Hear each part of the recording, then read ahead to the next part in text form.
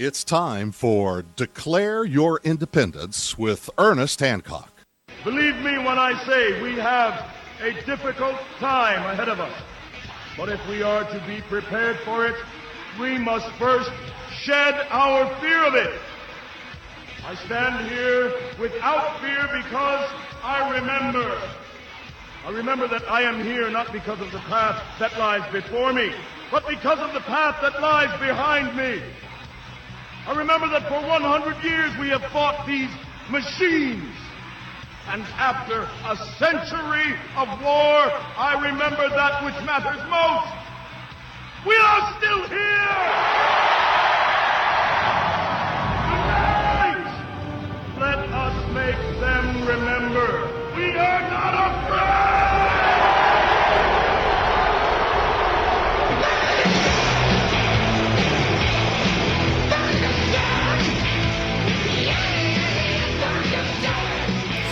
Welcome to Declare Your Independence with me, Ernest Hancock, each and every day here on the LRN.FM network from Phoenix, Arizona, where it's beautiful today at Freedom's Phoenix Farm, where we're broadcasting straight to Saudi Arabia. We have our next guest, Jafar Al-Shayeb, is a human rights advocate. He's a writer in Saudi Arabia, and he's elected chairman of the Qatif Municipal Council in the Eastern Province. Now, Jafar, you have an impressive bio here at being involved in a lot of human rights organizations and so on, but you're also an elected official with the Saudi government. I'm interested in the support or opposition you may have from the Saudi government.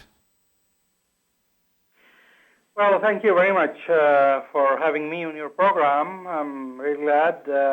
I'm, as you said, a human rights activist in different fields in Saudi Arabia. And currently I am having a position of chairing the Municipal Council in my city. That was the election we had in 2005 for first time Saudi Arabia.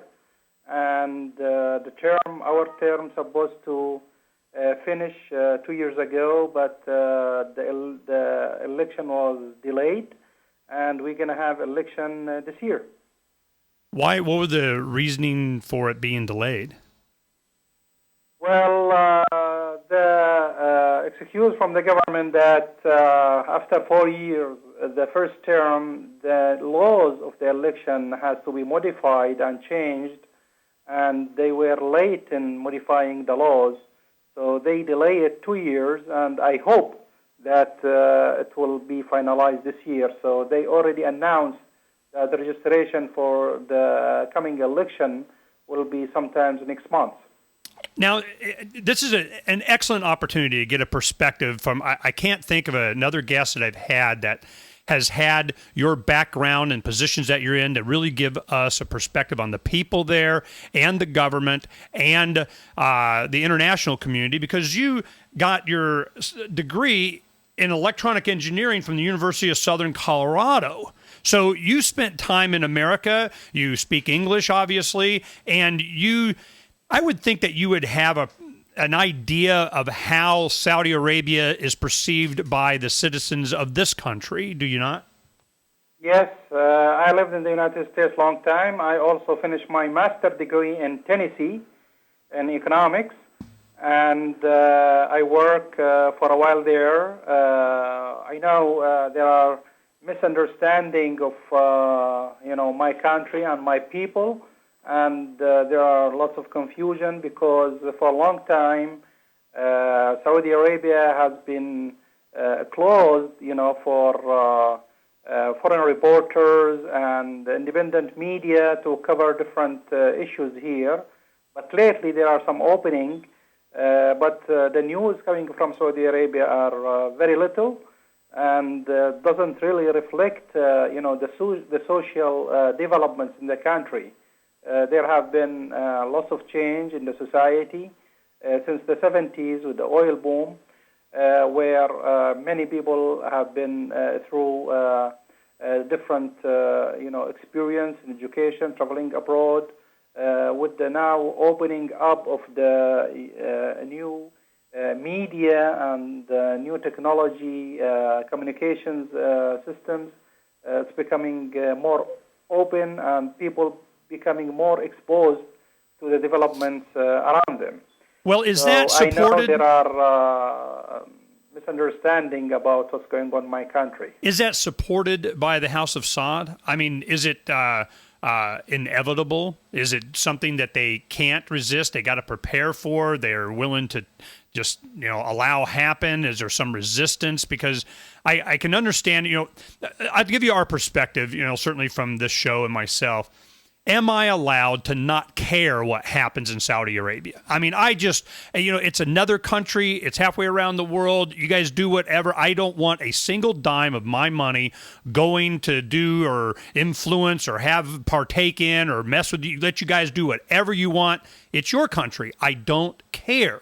I just want to know if I'm allowed not to care. I don't want them to take my money. And you guys, and we'll just have voluntary alliances. We'll purchase the oil. We'll be friends. We'll trade. We'll have the young people there communicate directly with the young people here. Heck, our website, freedomsphoenix.com, translates into Arabic. So we have 39 languages. People communicate constantly. So I'm just going, if we were to just allow you to do whatever you want, that country, let the people determine, because you're right, the new media, the new access to information is really kind of getting the people outside of the influence and direct total control of any kind of an instituted government. So from someone like you that has spent time here, is there a movement? Is there a desire that you just simply be left alone without United States or Western influence? Is that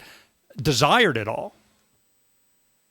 Not really. That's not the case. I feel that for the Americans, it's very important for them, for their national security, for their national interests, is to have good communications with the people here in Saudi Arabia and Absolutely. to know exactly what's going on.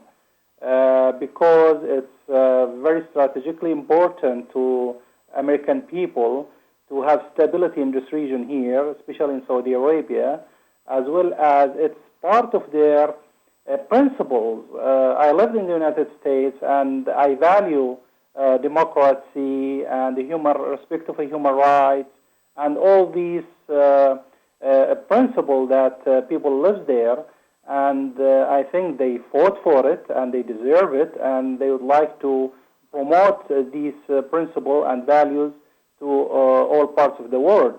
That will guarantee the stability in this region and everywhere. And absolute monarchies will not always guarantee stability and security.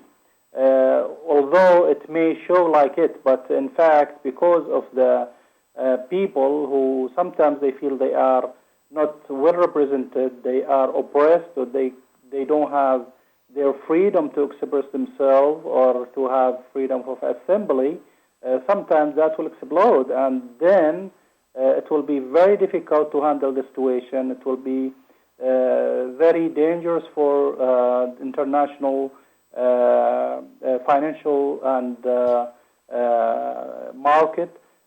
So what I believe it's very important to communicate well, to understand the situation in these countries, and to have very good communications, not only on the official level, but also on the public level. Well, the public, Jafar, I want to make that really clear that we're definitely not isolationists. We just don't want to be non-interventionist.